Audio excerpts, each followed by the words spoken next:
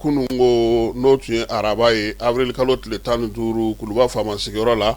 ko ɲɛmaaya tun bɛ maa min bolo o ye général d'armée Asimi ye sɛbɛnw bɛɛ lajɛlen talen ka bila sa min ye conseil des ministres ɲɛbila sariya sɛbɛnw u ye bɛnkɛ o kan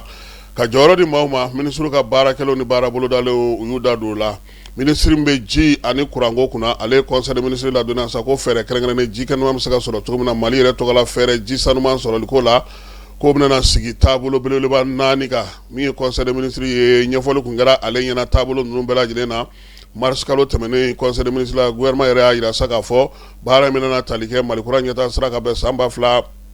2023 ma a n'a lawaleya sɛbɛn bɛ taa yiriwali kuntalajan sira fɛ san 2024 san 2033 laɲini ye sa maliden bɛ yɔrɔ o yɔrɔ ji sanuman ka se ka ɲini ka d'a ma gouvernement yɛrɛ ka fɛɛrɛ kɛrɛnkɛrɛnnenw sigilen la sen kan wa min ye sɛbɛn in ye jɛ kɛra n'a ye conseil des ministres la kunungo a fɔra sa ko ministre ko a k'a baara daminɛ ministre min bɛ chiffres ka ko kunna ale ye conseil des ministres ladɔnniya sa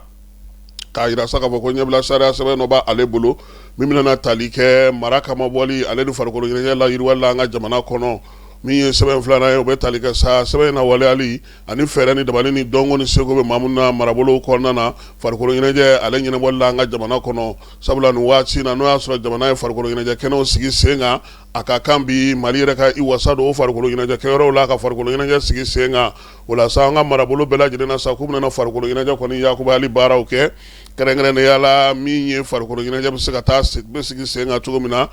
ɲɛbila sariya sɛbɛn min sigira sen kan ko hukumu kɔnɔna na ministre ye ale ye o fɔ ko k'aw bila sen kan o la sa baaraw bɛna kɛ ni kominiw ye ale ni région ka taa se Bamakɔ district ma kɛrɛnkɛrɛnnenya la min ye cercle ye olu kɔni bugunatigɛ bɛ bɔ a ko la nin waati in na ministre ko sa ko min bɛna sigi sen kan o bɛna to farikolo ɲɛnajɛ yɛrɛ dɔnbaaw n'a dɔn a baarakɛlaw mun b'an ka marabolo kɔnɔna na u ka se k'u joliyɔrɔ fi ministre min bɛ bagan mara ni jɛgɛmɔko kunna an ka jamana kɔnɔ ale ye conseil des ministres ladɔnniya sa k'an ka baganw la tɔbɔtɔli ka fɛɛrɛ kɛrɛnkɛrɛnnen sɔrɔ jamana yɛrɛ tɔgɔ la bagan a ladonni n'a tɔnɔ bɔli jamana kɔnɔna na o fɛɛrɛ kɛrɛnkɛrɛnnen k'u y'o sigi sen kan nin bɛna to sa Mali yɛrɛ tɔgɔ la baganw san 2025 ka taa se san 2029 ma sariyakisɛ min sigira juillet kalo ale tile 3 sa ka se k'o lawaleya fɛɛrɛ kɛrɛnkɛrɛnnen minnu bɛ a la sa yaasa Mali yɛrɛ ka baganw bagan baaraw bɛ kɛ cogo min na ka kɛɲɛ ni u tun ye jɛrɛba min kɛ n'o ye sɛnɛko ta jɛrɛ belebeleba 14 ye o ye laɲini min fɔ sa ko ka se k'o sigi sen kan ka bɛn ni san 2034 ye o la sa min ye an ka baganw ye u tali u labaarali u tɔnɔbɔli ka taa n'u ye kɔ kan u jɔlenw sen kan walima min ye u sogow ye ko nin bɛɛ lajɛlen bɛna kɛ fɛɛrɛw ye fɛɛrɛ minnu bɛna fɛsɛfɛsɛ baara bɛ se ka kɛ n'a ye cogo min na jɛkulu kɛrɛnkɛrɛnnen 2 bɛna sigi min bɛna nin ko in ɲɛnabɔ kelen bɛna kɛ jamana bɛɛ lajɛlen ta ye kelen bɛna kɛ technicienw ta ye ale ni fɛɛrɛ kɛrɛnkɛrɛnnen min bɛna sigi sen kan an n'an lamini jamanaw bɛ se ka bɛn cogo min na an ka baganko la conseil des ministres a ye jɔyɔrɔ di maaw fana ma directeur général min sigilen don agence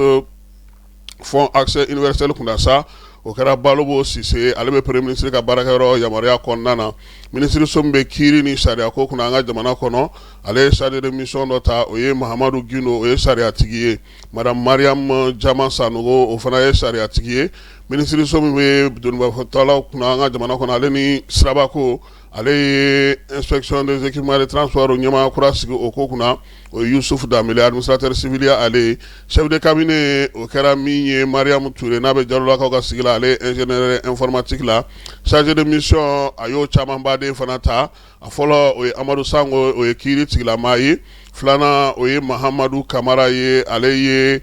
sanayɛlɛ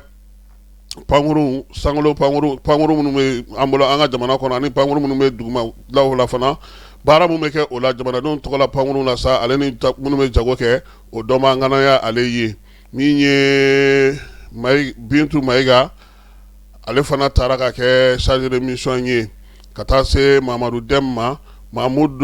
Ould Mamouni ale kunnafonidila ye ale fana b'o la ministre so min bɛ kɛnɛya ale ni adamadenya tɔbɔtɔli n'a yiriwali kunna sa ale fana ye jɔyɔrɔ di maaw ma inspection de travail la sa Rojo Munkoro ale taara ka ko ye ale ye pharmacie baarakɛla ye odontostomatologie maa ye ale ye inspecteur des affaires sociales o kɛra Fatumata Kone ye ale ye administrateur civil ye chargé de mission o ye Cheikh Oumar Touré ye o ka baara bɛnnen do histoire ni géographie o dɔngala ma Amsetu Ture ale ye journaliste ye kunnafonidila ni ɲininikɛla do Badara Alu Sangare o ye kiiri tigilama ye juriste ye ale ye ministre so min bɛ maliden minnu bɛ kɔ ka sa ale ye jɔyɔrɔ falen fana k'a ka ministre so la chef de cabinet o kɛra Amadu Jara n'u b'a wele ko Yalikuye ye ale ye conseiller aux affaires étrangères ye ale taara ka kɛ chef de cabinet ye conseil technique sa o kɛra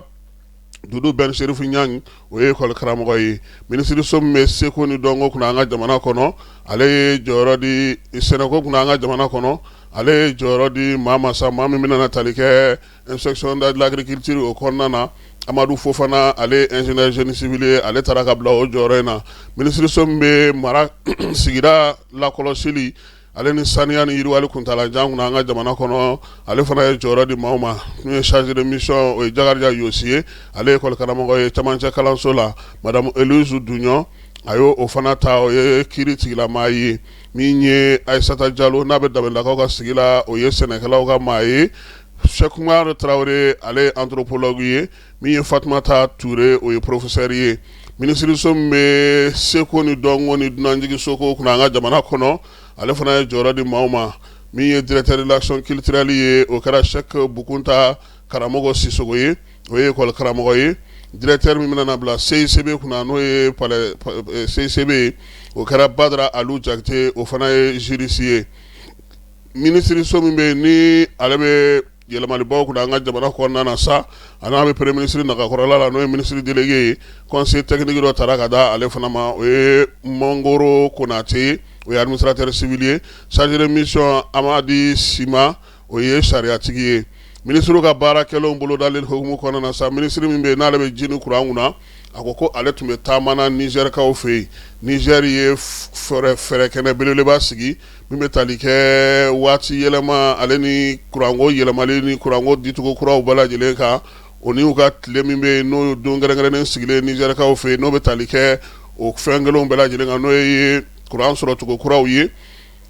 o baaraw kɛra Nizɛrikaw fɛ yen sa avril kalo tile 7 ka taa bila tile 8 na u ka faaba la Ɲame nin y'a siɲɛ fɔlɔ ye Niger yɛrɛ ka baabu dayɛlɛ a yɛrɛ ka jamana ni jamana wɛrɛw ni ɲɔgɔn cɛ fɛɛrɛ bɛ se ka sigi sen kan cogo min na min ye kuran sɔrɔ cogo wɛrɛw ye min tɛ taji ye olu bɛ se ka sigi sen kan cogo min ka tila ka dɛmɛni kɛ o sira la an ka ministre ye kuma ta kɛnɛ kan ye n'o ye Cɛmɔgɔ Tarawele ye a ye laseli kɛ sa fɛɛrɛ ni dabali minnu bɛ yen u bɛ se ka sigi sen kan ani nafa min bɛ baara in na a n'a bɛ se ka lajago cogo min na a ka kuma fana kɔnɔna na sa a ye sinsin min kan o se k'a fɔ ko nin kɛnɛ sugu kɔni min sigira AES tɔgɔ la a kan ka kɛ fɛɛrɛ ye u k'u bolo di ɲɔgɔn ma ka se ka jɛ ka baara ninnu kɛ ɲɔgɔn fɛ kuma tɛ nin waati in na jamana ninnu bɛɛ lajɛlen bɛ kuntilenna kelen kan yaasa ka se ka fɛɛrɛ sɔrɔ kuran ale sɔrɔ cogo kɔrɔ k'o dɔgɔya kosɛbɛ an ka jamana olu kɔnɔna na ministre min bɛ farikolo ɲɛnajɛ kunna an ka jamana kɔnɔ ani sifinw ka ko ale ye conseil de ministre ladɔnniya sa k'a yira sa k'a fɔ k'u bɛna farikolo ɲɛnajɛw boloda an ka marabolow bɛɛ lajɛlen kɔnɔna na n'a ma ɲɛ ko an ka marabolow kɔni bɛ yen ko bi ko farikolo ɲɛnajɛ kɛnɛw kɔni sigilen don kɔnɔna na sa k'u bɛna farikolo ɲɛnajɛ la yiriwali baaraw kɛ ɲinan ta bɛna tali kɛ farikolo ɲɛnajɛ taabolo 7 la 7 min bɛna kɛ ɲinan san ale kɔnɔna na a y'a yira sa k'a fɔ ko ni ɲɔgɔndan minnu bɛna kɛ u bɛna to sa kun ye futinɛ yelenw ye olu ka ye gouvernement yɛrɛ kɛlen don ka yɔrɔ minnu jɔ olu langolo kana to ten min ye baaraw ye fana u ka se ka kɛ ka se ka denmisɛnninlakaw k'u sen don farikolo ɲɛnajɛ kɛyɔrɔ ɲɛnamaw la kuma tɛ bi bi na a minɛnw b'an bolo a kɛnɛw b'an bolo ko baara in ko a sigikun ye o ye ministre Fɔnba a ye conseil de ministre ladɔnniya fana k'a yira sa k'a fɔ ko bɛ baara min sigi sen kan kuma bɛɛ n'o ye fasoden ɲumanya kalanso ye ko ɲinan ta bɛna daminɛ avril kalo ale tile 17 ka taa bila tile 30 la min ye baara kunfɔlɔ in ye sa ale bɛna kɛ Bamakɔ yan kɛrɛnkɛrɛnnenya la k'a daminɛ sa avril kalo tile 18 ka taa bila tile 25 la min ye kalanso in ye sa u y'a yira sa k'a fɔ ko a kɔni bɛna sinɲɛsi min ma fasoden ɲumanya ale la yiriwali